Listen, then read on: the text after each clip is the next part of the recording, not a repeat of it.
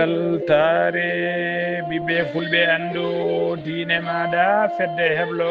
sukaɓe africa weltare tv takkusana yoni to kay haydi to gurela oumar ly to silla jongto to dialla to jofana soodi kuma to wudduru to aali wuuri to keeɗele to sadile to guijilon ko on takkusan juula ha to galle ceerno moussa alpha kane to Thiali ha to galle makko to siwe eko taari ɗum kala ene jeeya e gardini kabaruji men to leydi Mauritanie dadiɓe halfiɓe hinde police ɓe kolliri tigui ɓe jiiti ɓe pirti réseau mawɗo no fewi nder nakton dartotonoɓe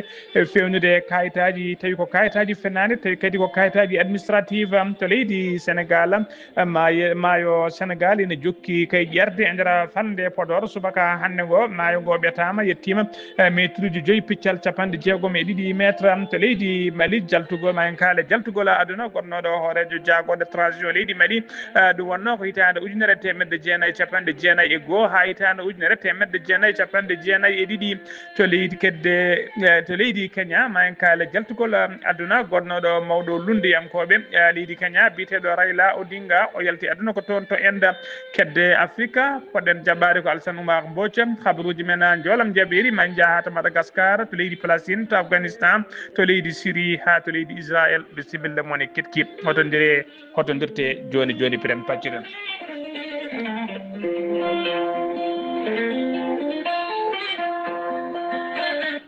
أعوذ بالله من الشيطان الرجيم الذين إذا أصابتهم مصيبة قالوا إنا لله وإنا إليه راجعون Sadaqallahu al-azim batake jam gondaɗo hono ceerno Mouhamadou Mansour ko khalifa diine mo tillere tawteɗo toon to guijilon hono biteɗo Racine Ly ɓurɗo lollirde Saydou Ly ko miñuma duttiɗo to Cilogne hono ceerno Molle Bokara Baba to Cilogne hono Fatimata Ba ko isuma duttiɗo to guijilon hono Selli Racine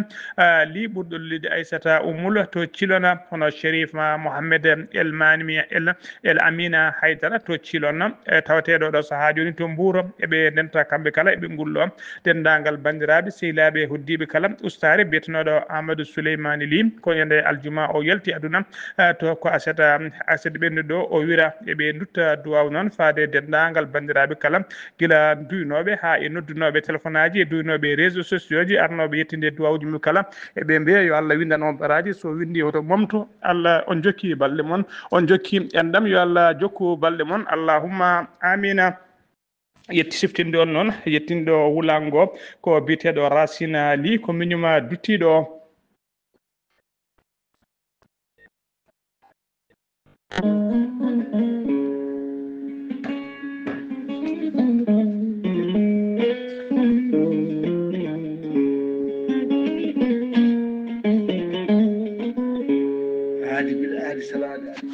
salade aadi ɓuuri firtude aadi ceerno Amadou Tidiane Diallo gorko mo melga wuuro jinneji wi ko firtata aadi mo adinire jaade weltare ɓiɓɓe fulɓe andu diine maɗa weltare TV gorko mo melga wuuro jinneji ko wittiyanke leɗɗe ko safriyanke safruji fina tawa gando bindi laaɓade leɗɗe jaadinɗo ɓal wele danawal kala ceerno Amadou Tidiane Diallo ne luɓnimo gandal omo safra rafiji kewɗi ɗi jiida cirol ceerno Amadou Tidiane Diallo ne safra wonduɓe kista fibrome dogam sitte rewɓe ɗon koɓe sowade rewɓe dartoraɓe sattaraɓe dewle kala ceerno Amadou Tidiane Diallo ne yarani ɓen worɓe usraɓe gorago yawɓe yitade koye mumen jippiɓe e leece ceerno Amadou Tidiane Diallo e nder wittoji makko omo yiiti leɗɗe ko fate prostate ma to yettino foof son jokkodiri nder balɗe tati docteur ɓe ma nawdema holo safara ƴettuɗa ceerno Amadou Tidiane Diallo kala rafi mbawɗa wondude so tawi oɗon maldana ko balɗe tati mbiya alhamdulillah ceerno Amadou Tidiane Diallo ne yawraɓe wonduɓe koyɗe musoje keceji musoje ɓalli ƴakkuji ɓalli ɓuutoji e koyɗe ɓuutoje kala ceerno Amadou Tidiane Diallo ene tawi oɗo saaha joni to Paris lamorgo leydi France sa yiɗi jokkodirde e makko mbatta ko 00336 04 04 66 27 ceerno Amadou Tidiane Diallo base makko ne tawe to Dakar ene tawi ɗon miñi ko wiye ceerno Abdoulaye Diallo numéro mbatta 77 714 94 15 ceerno Amadou Tidiane Diallo base makko ne tawe to Dagana ha Toros Mauritanie kala ene tawi ɗon miñi sehil makko ɓine ene makko ne wiye ceerno Amadou Diagor komo leeraɓe numéro mbatta 77 537 79 28 ceerno Amadou Tidiane Diallo base makko ne tawe to Nouakchott ɓiyi kone tawe ɗon to leegal Samia mbatta ko 46 94 21 91 ceerno Amadou Tidiane Diallo ko labɗo reedu ceerno Amadou Tidiane Diallo ko malaɗo wune ceerno Amadou Tidiane Diallo ko newiɗo sanne sanne mbadden danɗo faade makko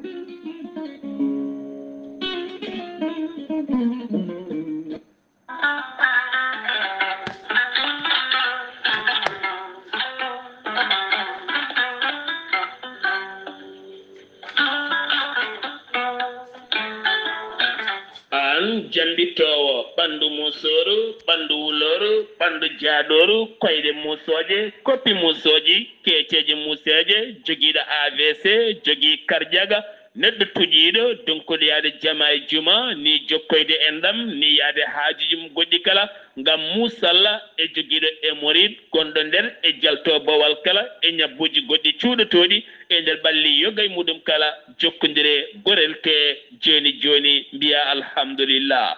gorel te hewɓe jokkodiri e ngal ɗon gollorgal ɓe kolliti yogay ñabbuji ɗiɓe jambitanno oɗo saaha kamɓe kala ɓe jiitime en koye mabɓe no feewi gorel te ko haako moƴƴo iwru ko to koridi nooro ala rewam ala effet a wulnat tan ndiyam ma ha wula guitta ko jamireɗa mbaɗa hen aɗa yara aɗa yiito cellal ɓandu maɗa gorel te sa yiɗi hedde hen ko laaɓi jahata koto site mabɓe internet a mbaɗa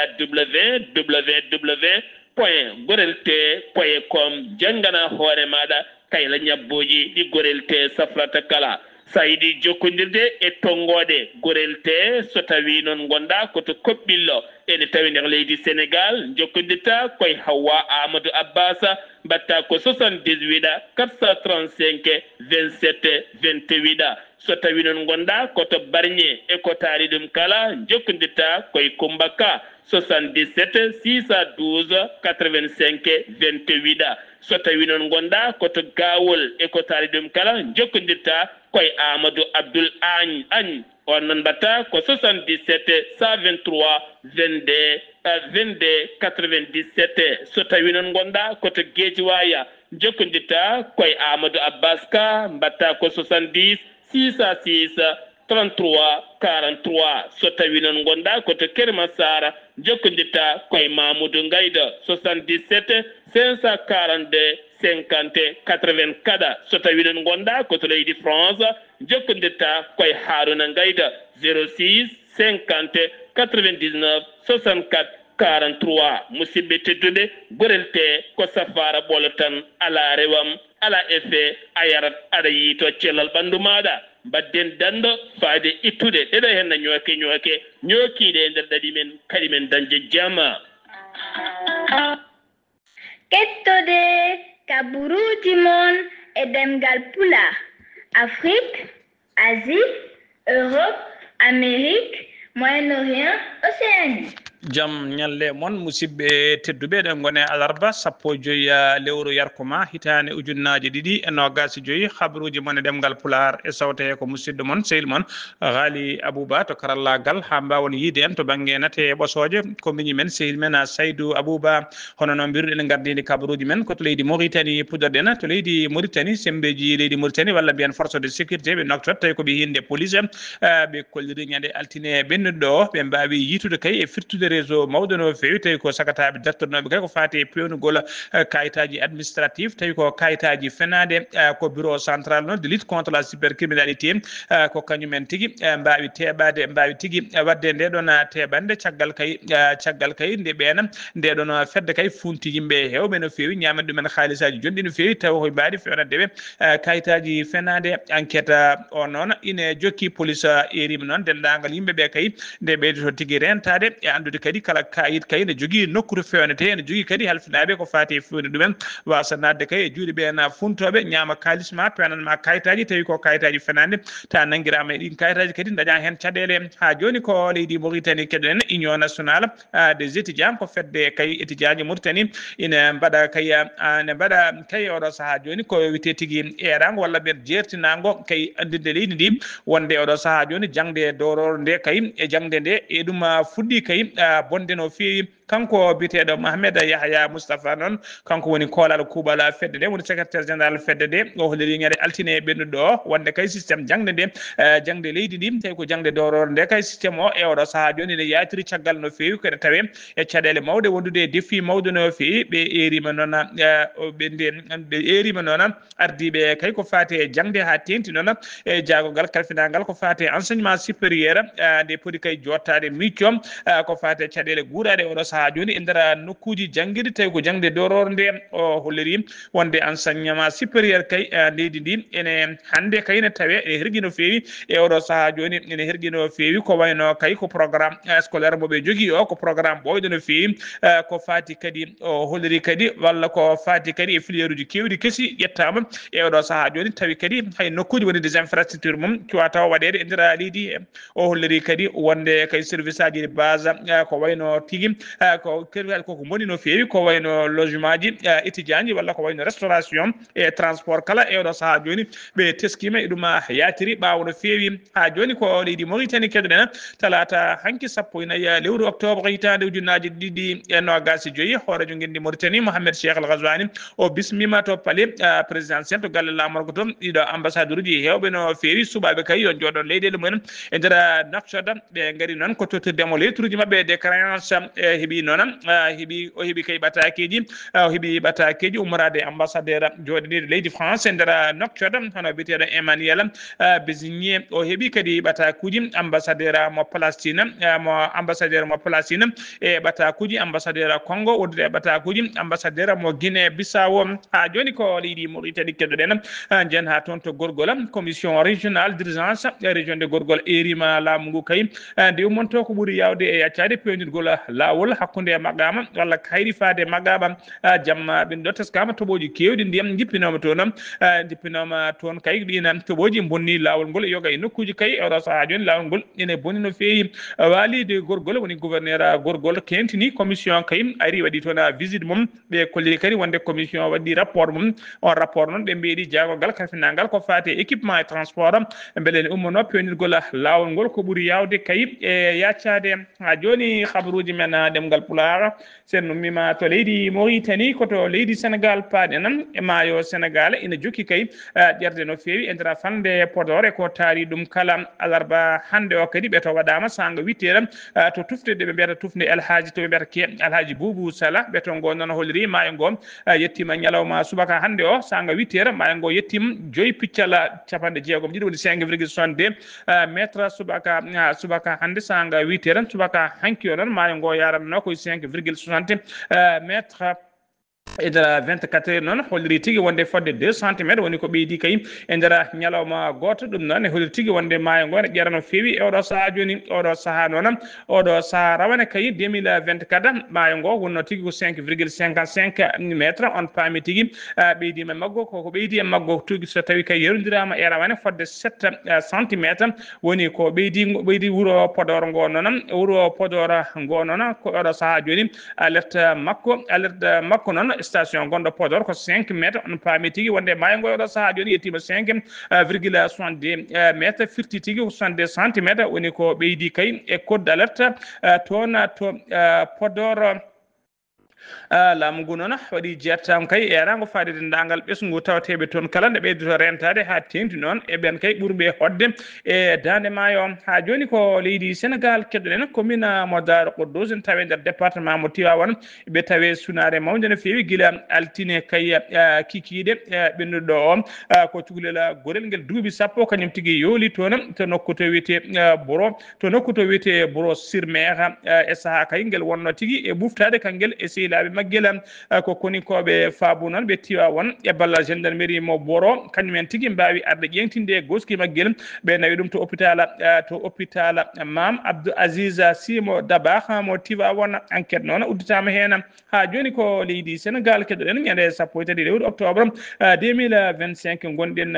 ndu kay ko tana musto waɗi to yembel noon ko biyetenoɗo Ibrahima Ka noon kañum woni porte parole Ibrahima Ka kañum woni porte parole Dahira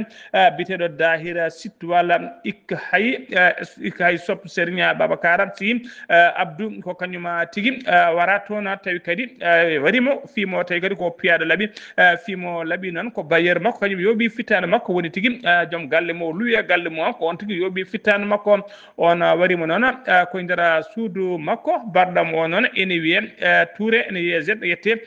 Touré noon ene rawannoma haalis tawi ko haalis jamade woni arriéré de loyer nde ari namdademo noon on haalis woni tigui dukono hakkude mabɓe ni ko ɗon dufti laaɓi yooɓimo laaɓi noon ko ɗon tigui o wasi fittandu makko ɗum policier ji dan de yombel komi ko nde tini kabaru ɓe mbawi notitade hen kay sanga 15 heures ko ɗon tigui ɓe mbawi yitude mbawi nangude ona barɗo hoore kadi so tawi police o leelino arde barɗo hoore o kay sukaɓe leegal ngal ne mbawno ittude fittandu makko e oɗo saaha joni noon mo tawi juuɗe dadiɓe ha joni ko leydi Sénégal keɗoɗen rafi biteɗo fièvre de la vallée du Rift ene ƴokki tigui ƴellitade no fewi e nder leydi Sénégal rafi o kay ene yaara kay e o fuɗɗima yoɓade pittali kene wona yimɓe nogas e nder leydi Sénégal rafi o noon ko viral o heewi rabde tigui o heewi rabirde neɗɗo koto banggue jawdi rafi o feeñi tigui e nder Sénégal ko guila ñande nogas lewru septembre mayno ɗum tugginde en kay faade oɗo saaha joni 1jeeɗiɗo neɗɗo tawama e jaati ene gondi e rafi o e nder ɓen noon hen 120 kepti 120 jeetato kepti cellal mumen hano hannirta ni nogas e mabɓe noon malheureusement kawri hen e ladial fièvre de vallée de Rift noon ene tawe kay e nder région ngaji nayyi e nder leydi Sénégal o ɓuuri diñade noon koye nder région de Saint-Louis saabu e nder 1jeeɗiɗi ka jiitade e nder leydi Sénégal hen 159 yiita tan koye nder région de Saint-Louis o goto maale noon gonduɗo e rafi o ko wondude e fièvre taw ko fièvre cattude no fewi wondude e hoore musore wondude e reedu musoro jomum kadi ne tuuta jomum kadi saaha ene tuƴƴa so tawi noon ko maale to banggue dabeje on dabeje noon so tawi maaleɗe dabeje gonduɗe e on rafi dabeje ɗe noon keewi tigui arede ko fièvre woni tigui no oppadni ɗe gonna kadi e yaltinde ka jooɗi e kala saaha ko ɗum tigui woni maale saaha kadi ƴiƴam wona e yaltude e niveau taw ko niveau orifice e niveau orifice woni tigui e kine e nokkuwi kala wona yaltinde ƴiƴam ɗum noon so tawi a yi dabane wayi noon kay hoto feccu sikki on daaba kay wondi koye oɗo rafi biteɗo vallée de Rift ha joni ko leydi Sénégal keɗoɗen police halfinaɓe nden ka e kisala Sénégal koliri tigui ɓe teeɓima ɓe jiiti réseau tawi ko dartonoɗo hutorade ko wiyete faux billeji ɓe teeɓima noon sagata gorko ɓe tawrimo kay omo jogui ko wiyete billeji vert e billeji ɓaleji kala woni billet noir jaɗu noon faux billeji ɗi tawa omo jogui kay ene qime ha 3 800 000 francs CFA omo jogui kadi o nangga noon ko suba o nangga kay o nanggama kay omona soka e mbadi garde à vue enquête nana jokki e makko beelen ande kay so tawi wol fedde ɓe o jogui ɓe o gollitto ha joni ko leydi Sénégal keɗoɗen suudu sardeji ɗum gendi Sénégal joɗima alarba hande o 15 lewru octobre ɓe joɗima jonde e mabɓe kay tawi ko séance plénière e mbawi kay suɓade yimɓe jeetat taw ko wonoɓe cukko hoorejo suudu ndu ɓen jeetat noon woni 8 vice président ɓen jeetat noon premier vice président o ko Ismaïla Diallo so tawi ko vice président cukko hoorejo ɗiɗaɓo o on wiyete ko Rukki Ndiaye so tawi ko cukko hoorejo tataɓo o wona wiyete ko so tawi ko cukko hoorejo tataɓo o wiyete ko Cheikh Thioro Mbacké so tawi ko cukko hoorejo nayaɓo woni 4e vice président wiyete ko Mbaye Faye so tawi ko 5e vice président ko Samba Dang so tawi ko 5e so tawi ko 6e vice président o wiyete ko Oulemata Sidibé so tawi ko batto 7e vice président wiyete ko Mohamed Sall so tawi noon ko batto 8e vice président ko Racky Diallo noon jeeya koye takku ɓallu Sénégal session ordinaire o noon fonno jooɗade ko talata hanki o dittina ha alarba hande 15 lewru octobre 154 sarɗi yanke woni député mbawi tigui tawtorede oɗon séance préliminaire jooɗiɗo ñalawma hande o hono président suudu ndu maître président suudu ndu ela Malick Ndiaye kañum woni hoore suudu ndu o erima noon dendagal président ji groupe aji parlementaire ɗi kala mbiɗe mane mabɓe foof kay suboto député ji mum ko kay ko adi ko jonde mabɓe joddotonde wonde ɓen noon tawi ko watteɓe e nder commission ngaji ɗeɓe niiɗi e taffede kala hen commission noon foti wadde ko 45 targal woni 35 membres so wona kay commission des finances wondude contrôle budgétaire golle ɗe noon poti tigui ɓamtude ko ñande G17 lewru octobre sanga 19 heures woni 7 heures kikiɗe caggal kay nde golle ɗe kibɓi député ji ɗi caggal golle ɗe kibɓi kay député ji ɗi kala député yo gara député ji ɗi kala yo gara mbaɗa examiné ko fate projet ji kewɗi tawi kodi loi e nder hen tawi projet de loi de finance initial hitande 2026 ɗum noon waɗa nden on projet noon waɗama adopté e nder conseil des ministres e nder jonde kadi El Malick Ndiaye o waɗi tigui bilan mo 15e législature ko fuɗɗi gollade kay législature noon législature jooɗiɗo kay guila ñande 2 décembre 2024 ha joni habaruji men demgal Pulaar sen ummima to leydi Sénégal koto leydi Mali paaden leydi Mali tawe sunare mawnire fewi jaltugol aduna betnoɗo docteur Soumana Sakho ko alarba hande 15 lewru octobre o hoote joomi ko docteur Soumana Sissoko noon wonnino hoore jagode transition leydi Mali ɗum wonno ko hitande ujunere temedde jeenayyi capanɗe jeenayyi e goho woni 1991 o meeɗino kadi wonde ministre des finances e saaha laamu Moussa Traoré ko hitande ɗum wonno ko hitande ujunere temedde jeenayyi capanɗe jeetati e jeegom ha hitande ujunere temedde jeenayyi capanɗe jeetati e jeeɗiɗi ko ɓuuri noon mawnude e tigui e carrière makko politique to banggue dawrugol ko waɗedemo kay hoore jagode transition e ngan sanga taw ko Amadou Toumani Touré kañum wannomo hoorede transition ɗum wonno ko hitande ujunere temedde jeenayyi capanɗe jeenayyi e goho ha hitande ujunere temedde jeenayyi capanɗe jeenayyi e ɗiɗi e saaha kay e saaha laamu Moussa Traoré sonno ko adi ko Alpha Oumar Konaré ene ara e jappere laamu e oɗon transition ko kanko wonno hoore jagode leydi Mali kanko yalti aduna eɗen mbiya tan nde Allah yurmotomo yaafoma harramal janna kanko e dendagal mayɓe julɓe kala allahumma amina ha joni ko leydi Mali keɗoɗen leydi Mali janguji ɗiɗi tawi ko janguji puneji mbaddi e saaha goto kay hen jangu goto waɗa koye nder commissariat de police goɗɗo o waɗa koye nder gendarmerie tawi koɓe gendarmerie woni GRM ɗiɗi foof ne tawe to wuuro Sanan ko groupe armé terroriste en noon kañumen mbaɗi ɗiɗon janguji ɓe mbaɗi ɗum noon ko jamma hanki ene weeta alarba hande 15 lewru octobre hitande ujunnaje ɗiɗi e nogas joyyi sanga kay sanga caggal kirade woni sanga 21 heures wat boniɓe ɓe noon wadda boniɓe ɓe noon kawri tigui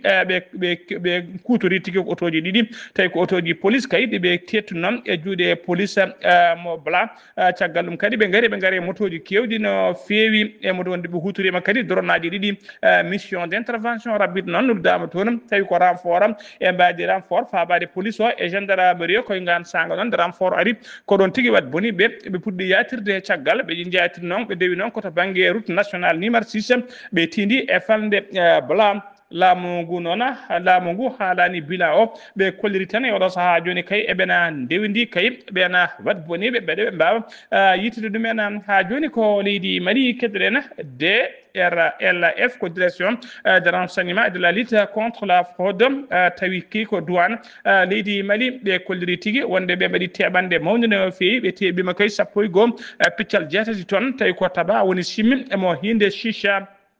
d'origine tawi ummi koto leydi Turquie ɓe teeɓi ɗum noon koye nder Bamako lamorgo leydi ndi douane Mali noon holliri kay nana dari langno dole mum ponno haɓade kay rende faggude leydi ndi e haɓade kay kala gueɗe ɗe ndewani lawol nannede e nder leydi he ha joni ko leydi Mali keɗoɗen otoji carburant kay ndenira e oɗo saaha joni nder leydi Mali kono oto hooreji leydi ni renirte ni kala kay escorte ko fate carburant kala otoji carburant ma mbaɗe escorte mawɗo no fewi tawi ko sembeji leydi ndi koye ndina mbadi noon oɗo saaha kala teska ngakkugol carburant indira Bamako lamorgo leydi ndi ha yoga e guure mawɗi kala teskama noon armé leydi ndi ɓe kolliri ɓe mbaɗi escorté temedɗiɗe capanɗe jeenayyi citerne tawi ko camion citerne dimduɗi carburant ummoriɗi toon to leydi Côte d'Ivoire mbaɗama escorté noon guila kerol haɗe mbawi nadde e nder Bamako tuggi kay tawi kadi tuggitoɗe ndewiɗo noon tuggi kay to wiyete Bougouni ha yetto Bamako kala to ɓe birti ko kelle e kuljinali hollirde weltare yimɓe ɓe sabu eɗo saaha joni yimɓe ɓe ne ɗomdano feewi ko fate ngakkugol carburant habruji men demgal pulara jolam jaɓeri ponɗen walla kedde afrique ponɗen jaɓɓade ko musidɗo men Alassane Oumar Mbodji kono ena keɓanimo ha joni habruji men to leydi Kenya paden gonnoɗo chef de l'opposition mo leydi Kenya hono biyeteɗo biyetenoɗo Raila Odinga o yalti aduna wendogo alarba hande o 15 lewru octobre to worgo leydi Inde o wonno noon koye wadde promenade makko walla sport makko e nder leydi hen caggal kayde o yani e leydi o perdi connaissance woni o waɗi crise cardiaque omo yaranno e duuɓi 70 e saaha waɗanno promenade noon o wonano goto mo wonduno e bani ko debbo wondude e ɓiyi ko debbo e docteur makko personnel ko ɓe woni ɓe wondu noon caggal nde o yani noon o nawati tuuɗi cafriɗi ko toon o hooti e joomi ko habruji men kedde afrique podde jaɓɓade ko Alassane Oumar Mbodji kono en donki heɓdemo eɗen ñaago Allah yaddo ko jaam Allah joguimo takkusan juulama ha to galle ceerno Amadou Tidiane Alpha Mamadou Siley Ba kon takkusan juula ha to galle ceerno Amadou Tidiane Kane ha to galle ceerno Mamadou Cissé to fonde ko taari ɗum kala habruji men jolam jaɓeri koto Madagascar pudorɗen colonel Michel Randriana ko goto kay e mawɓe koninkoɓe leydi ndi ñalawma hande o kila hanki fayi ñalawma hande o laatima kay l'homme fort woni tigui gardiɗo leydi ndi caggal kay nde hoorejo leydi mabɓe dogno yeehi caggal leydi waɗino discours mum kay hollirde wonde démission ani kono ñalawma hanki o suudu saɗeyi waɗinomo disu liɓinomo ha laaɓi e oɗo saaha joni noon ko kanko colonel Michel Rodriana no kañum ardi ho leydi ndi e oɗo saaha joni ɓe kolliri noon transition kay ko hakkude lebbi 16 e lebbi 24 woni ɗo e duuɓi ɗiɗi ko nen ɓe dottita laamu gum ko fati e civil en o holliri noon mawo suɓo hoore jagoɗe makko taw ko civil on suɓo ko fati e gouvernement mum kanko l'homme fort o noon o colonel omo tigui omo yara duuɓi 51 o woni gouverneur région Ondri région makko ɗum wonno ko 2016 ha 2018 habruji men jolam jaɓeri ha joni koto leydi Palestine paɗen dendagal otage uji nogas Israël naɓe wonnoɓe juuɗe Hamas kala guila 7 lewru octobre tottitama ha laaɓi koninkoɓe leydi Israël joni ko goskiji otage uji ɗi e mayɓe juuɗe mabɓe ɓe goni tigui tottidde ñande altine nde noon ko goskiji 4 walla ko goskiji 5 ñalawma talata hanki o kadi ɓe dottitin goskiji 5 goɗɗi tottirde ɓe kolliri kadi alarba hande o maɓe tottida ñalawma hande 15 lewru octobre maɓe dottida goskiji goɗɗi Israël ona felliti kay uddide kerol hakkude Gaza e Égypte e nokku kay tawi on nokku so udditama fodde temedde 6 camion ene mbawi rewde hen e kala ñalawma taw ko camion ngaji gadduɗi aide humanitaire umorade caggal leydi nadde toon to Gaza fabade Gaza naɓe ngal ɗon damal noon ngal wiyete tigui ko Rafa koto leydi Afghanistan paaɗen kene ɓuura 15 Afghanistan najo mbarama sara kerol hakkude mabɓe e leydi Pakistan tawi kadi waɗi kadi fodde kene ɓuura temedere barmuɓe hen koye garmi gara noon ene région mo Afghan région biteɗo Spain Boldak ko toon tigui garmi gara waɗi alarba hande o noon Afghanistan e Pakistan ɓe kolliri tigui wonde ɓe ciifodiri ko wiyete cessez-le-feu woni dartinde fiyande beele kaldigal waɗa hakkude mabɓe ɗum noon fuddi ko alarba hande o sanga 15 heures woni 3 heures kikiɗen habruji men jolam jaɓeri ha joni koto leydi Syrie paɗen hoorejo transition leydi Syrie biteɗo Ahmed al-Ashra o yettima toon to Moscou lamorgo leydi Russie alarba hande 15 lewru octobre 2025 ko jillu noon jillu gollal e jillu cehilagal o joddima e Vladimir Poutine hoorejo leydi Russie ko ngollo noon woni lawol makko garwanigol kay gila o ari e laamu en 2024 gila nden noon ko ngollo woni lawol makko garwanigol kay joddade mum e on biteɗo Vladimir Poutine siftin ɗon kadi Bashar al-Assad gonnoɗo hoorejo leydi ndi pollaɗo lefol laamu gila o dogi kay omon toon moltoyi toon to leydi Russie koto leydi Israël udditin kabaruji men laamu leydi Israël tottiti Hamas ñalawma hande o capanɗe 4